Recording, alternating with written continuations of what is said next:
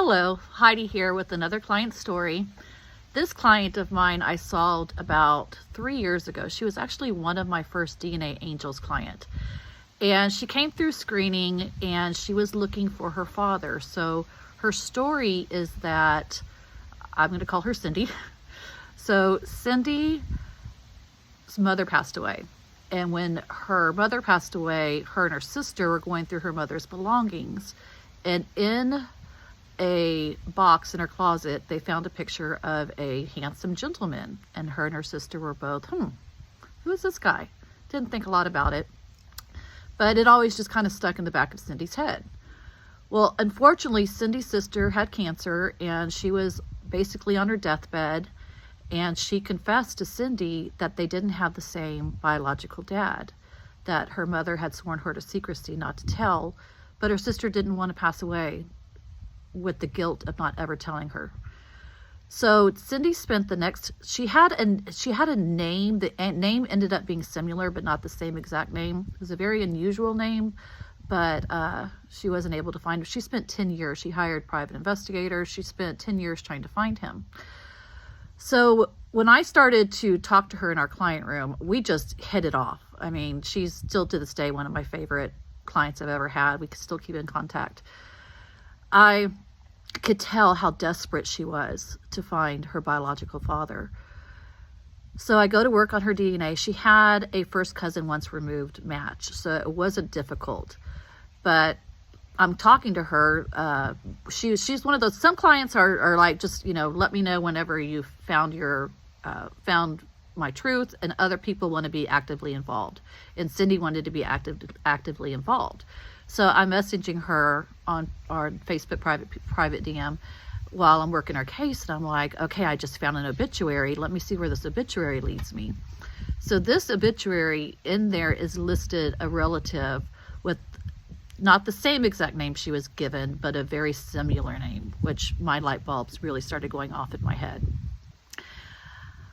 I go do a deep dive on, I'm going to call him Lenny. So I go to do a deep dive on Lenny, and I find, he has passed away unfortunately, but I find his daughter's Facebook page. I bring up her Facebook page, and the first thing I see is the picture, because Cindy had sent me that same picture that she had found in her mother's belongings. I knew right away it was the same guy. I'll never forget this moment. I messaged Cindy in all caps, I found him, exclamation point, like 12 exclamation points. And she's like, oh my God, I'm crying. Please tell me everything you know. So I sent her a link to it turned out to be her half-sister's Facebook page. And she just, that's him. That's him. She was so happy to finally put this 10-year mystery to rest. It took her a while to reach out to her half-sisters. She has 2 half-sisters. I remember trying to be, I was her cheerleader, and I would message her every once in a while. Have you done that yet? Have you reached out to your sisters yet? She was scared. But one night she said to me, okay, I'm going to do it tonight. I have my friend over here. We've had a glass of wine. I have my liquid courage. I'm going to message her. And she did. And the sister was lovely. She responded, and she was welcoming. The half-sister's mother still alive. They haven't told her about the findings, but they have a relationship. And my client Cindy is just, I tell her she owns real estate in my heart. She's so sweet, and she was so appreciative.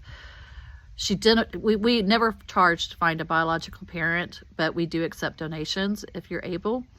And she donated very generously. You could tell just in her donation alone, she was just so pleased to have been able to find her biological truth. And then on top of that, she has some sisters. There's one that she's closer to than the other, but she's still in contact with them. And it turned out to be a lovely, lovely ending.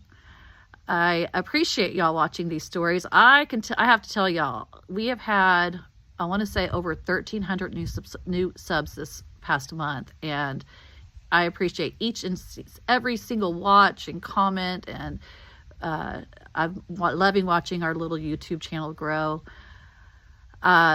This is going to be our giving season coming up soon, so if you are able to help contribute to our mission, we would love to be your charity of choice. We'll put a link down below in the comments. If you are able to contribute, we would so much appreciate it.